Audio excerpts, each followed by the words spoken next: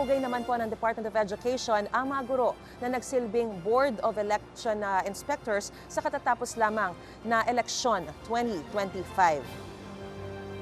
Sabi ni Education Secretary Sonny Angara, muling pinatunayan ng mga guro na nananatili silang sandigan ng bayan. Nagpasalamat siya sa sakripisyo ng mga guro para matiyak na tapat at maayos ang eleksyon. Pinasalamatan din ni Angara ang iba pang poll workers para sa kanilang serbisyo.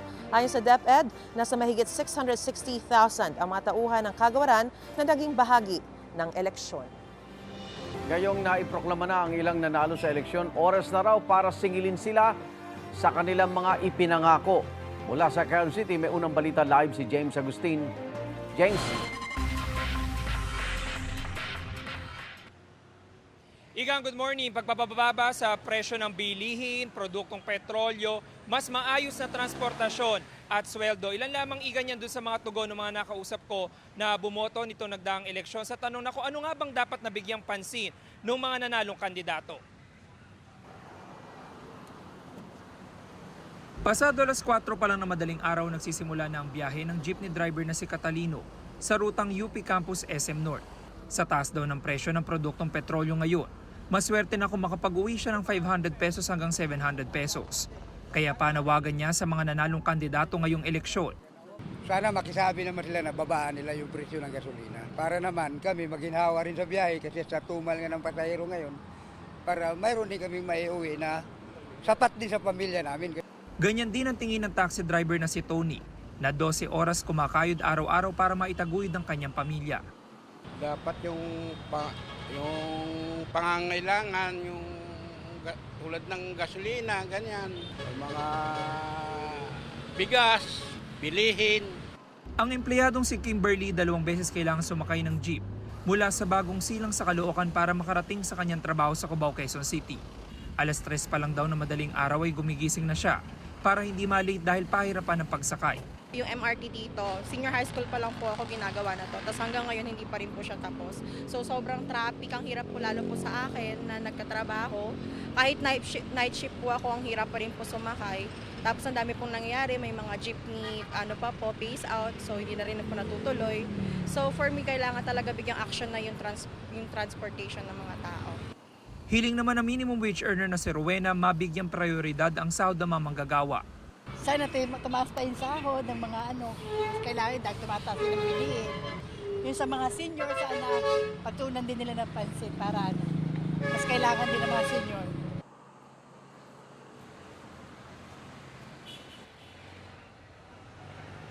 Samantala, Igan, umaasa naman yung mga nakausap ko dito sa Philcoa na tutuparin ng mga nanalong kandidato yung mga ipinangako nila noong nangangampanya pa lamang. Yan ang unang balita mula rito sa Quezon City. Ako po si James Agustin para sa GMA Integrated News. Mga kapuso, mamaya nga pong alas 10 ng umaga magpapatuloy yung canvassing ng National Board of Canvassers. Dito po yan sa Manila Hotel, Tent City. At para po ito sa mga boto para sa mga senador at party list groups sa katatapos lamang na eleksyon 2025. And as of yesterday, nang magsara ang canvassing ng 8:30 ng gabi ay nasa 58 na po ang Certificates of Canvass o COC na opisyal na na-canvass ng COMELEC out of 175 COCs po yan. No? Gaano kaya karami yung makakanvas naman ng COMELEC ngayong araw at may maipoproklama na bang mga senador, party list groups ang COMELEC? Yan po ang aalamin natin. Kasama natin live ngayong umaga si COMELEC Chairman George Erwin Garcia. Magandang umaga po sa inyo, Chairman. Maraming po salamat sa inyo pong pagpapaunlak sa amin. Una po sa lahat, kukumustahin ko muna ang naging election natin, no? Yung national local elections. Kumusta po yung naging overall na ating assessment dito? Bagamat madaming naging issues naman po, hindi natin maitatanggihan, pero naging successful po yan.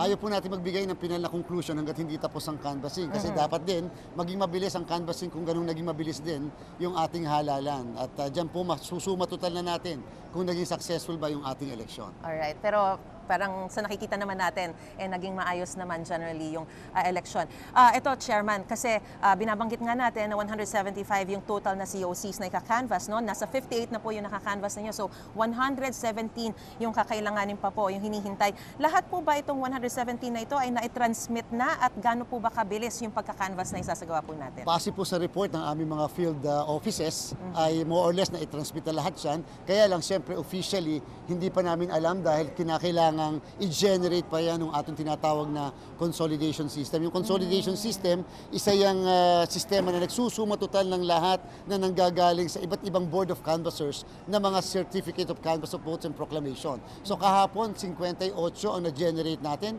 58 ang ating po na canvas. At nangangahulugan, maaari ngayong araw to pwede kami maka-100. Talaga? And therefore, sabi nga natin kahapon sa mga kasamahan natin, kahit naabutin tayo ng gabi, kinakailangan makanvas natin. Alam niyo, first time po ito sa kasaysayan ng ating eleksyon. Sa isang araw lang, 58 kaagad.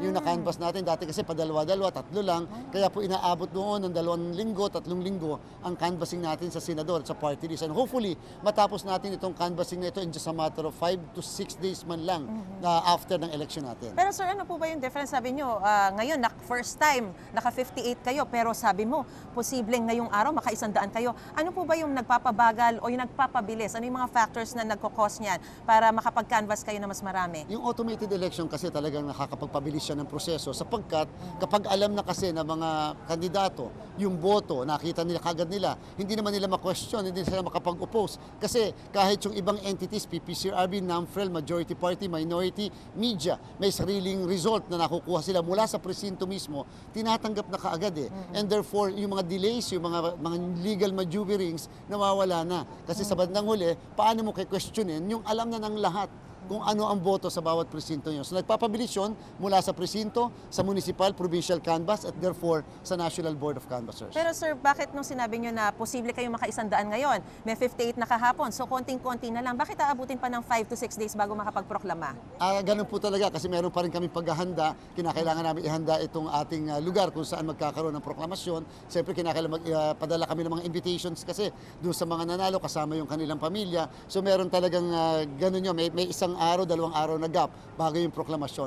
Hopefully, for the first time, baka sakali matatapos natin ang proklamasyon para sa mga 3 araw man lang hanggang the most is 3.5 days ay matapos natin ang buong canvassing sa ating po 175 na COC.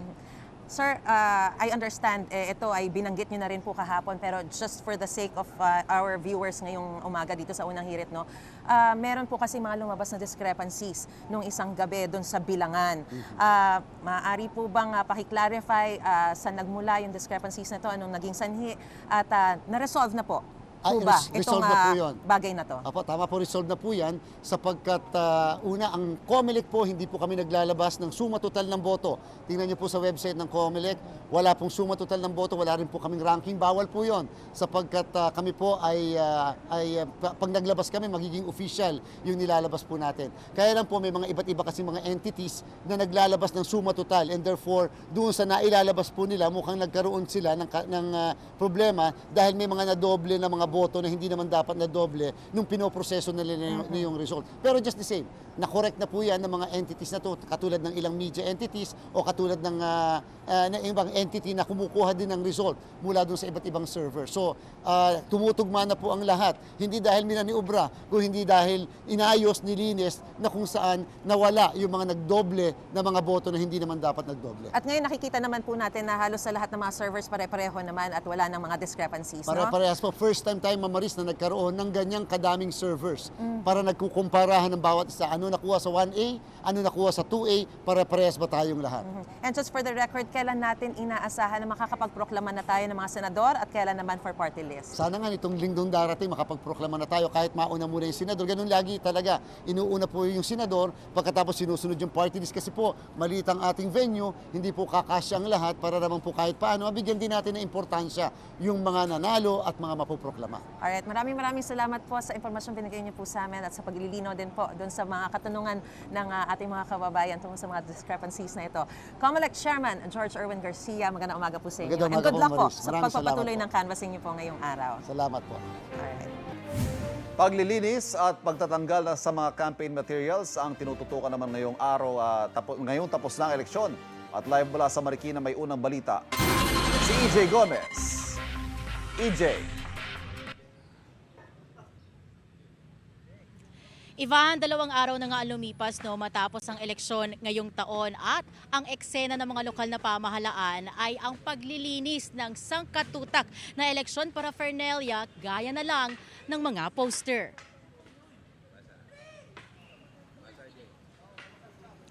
Abala ngayong umaga ang mga tauhan ng barangay-barangka sa Marikina City sa pagtatanggal ng mga eleksyon paraphernalia, gaya ng mga tarpaulin at poster ng mga tumakbong kandidato.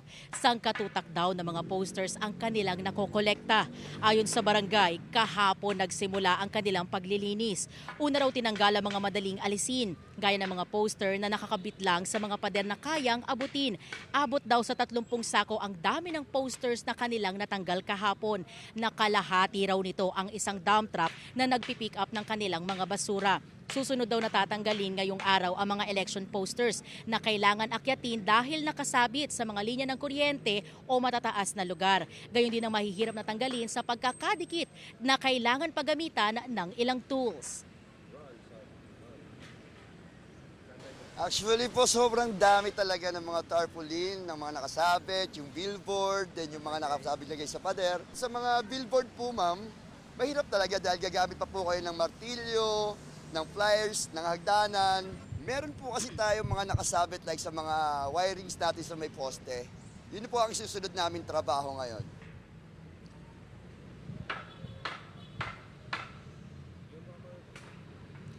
Ivan, yung mga nakolektang mga posters ay kinukuha naman mula sa mga barangay ng mga garbage truck ng Marikina LGU. At kita ninyo sa aking likuran, ongoing yung pagbabaklas at paglilinis ng mga tauhan dito sa barangay-barangay. Yan yung nakuha nila this morning lang. At makikita ninyo, hindi lang yung mga posters at yung mga tarpaulin yung talagang basura. Kasama rin dyan yung mga kahoy at minsan bakal pa na ginamit na frame. At sa pag-iikot natin dito sa syudad, kapansin-pansin na talagang natitira na lang o karamihan ay yung mga nakalagay sa matataas na lugar gaya ng mga poste at linya ng kuryente.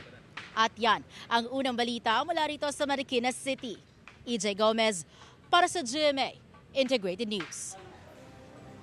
Mahabang pila at mainit na mga polling precinct ang ilan sa mga problemang napansin ng mga botante sa katatapos lang na eleksyon. Hiling nila, ayusin ang mga ito, pati ilan pang problema sa mga susunod na eleksyon.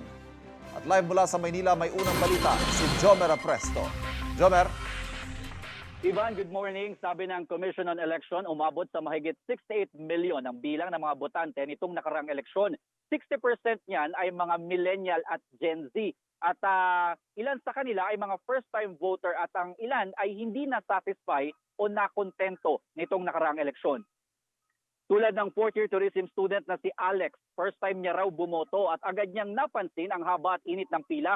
Wala rin ani ang mga water refilling station sa kanilang polling precinct na papawi sana sa uhaw ng maraming botante. Gayun din ang maayos na palikuran lalo at napakarami ng mga botante na kailangang gumamit nito. Mainam daw na ma-improve ang mga simpleng bagay na ito sa susunod na eleksyon dahil malaki ang epekto nito lalo na sa mga botante. Para naman sa isa pang 4th-year tourism student na si Hazel, dapat mas dagdagan ang mga presinto para sa mga nasa vulnerable sector.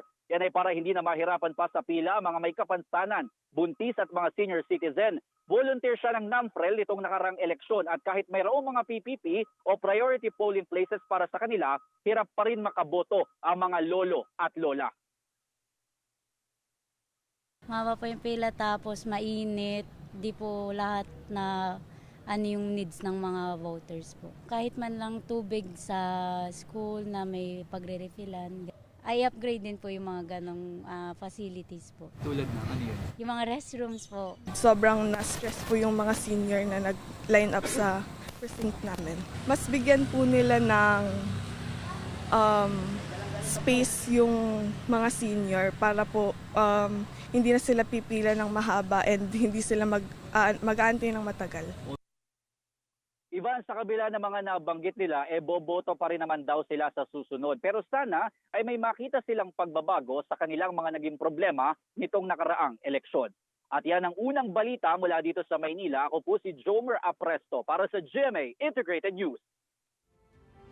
Mga kapuso, alam nyo bang tayo mga taxpayer ang nagpapasweldo sa mga opisyal ng gobyerno, kabilang yung mga nanalo sa katatapos lang na eleksyon 2025. Mula sa Pondo ng Bayan, narito ang sahod nila kada buwan. Ang mga senador at miyembro ng House of Representatives o mga kinatawan ng mga distrito at mga party list nasa ilalim ng Salary Grade 31 ayon sa Department of Budget and Management. Ang sweldo nila, mahigit 293,000 pesos hanggang mahigit 334,000 pesos kada buwan. Kung Senate President naman o kay House Speaker, mas mataas pa ang sahod dahil sila ay kabilang sa Salary Grade 32. Mahigit 347,000 pesos hanggang mahigit 398,000 pesos buwan-buwan. Kabilang naman sa Salary Grade 30 ang mga gobernador ng mga probinsya. Ang sahod nila mahigit 203,000 pesos hanggang 226,000 pesos. Magkakaiba naman ang sahod ng mga alkalde depende kung saan sila mamumuno. Katulad sa mga gobernador, Salary Grade 30 ang mga city mayor, Salary Grade 27 hanggang 28 naman ang mga municipal mayor.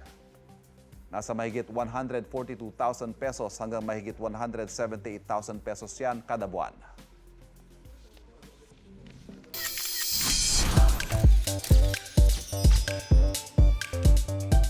May next na ilang celebrities na bumoto sa election 2025 ang kanilang 8 fingers. Kasama na riyan ang kapuso star na si Bea Alonzo. Doing it the couple way naman ang Sparkle couple na sina Rocco Nacino at Melissa Goeng. May entry din ng Sparkle Beauty Queen na sina Winwin Marquez at Maxine Medina. For a brighter future of the Philippines naman daw, ang boto ni Mommy Dearest star Camille Prats at kanyang mga kasama. May selfie rin ang It's Showtime hosts na sina Vice Ganda, Ann Curtis at Darren Espanto. For a Nice. brighter future. That's right. Kapuso, mauna ka sa mga balita. Panoorin ang unang balita sa unang hirit at iba pang award-winning newscasts sa youtube.com/GMA News. I-click lang ang subscribe button. Sa mga kapuso abroad, maaari kaming masubaybayan sa GMA Pinoy TV at www.gmanews.tv.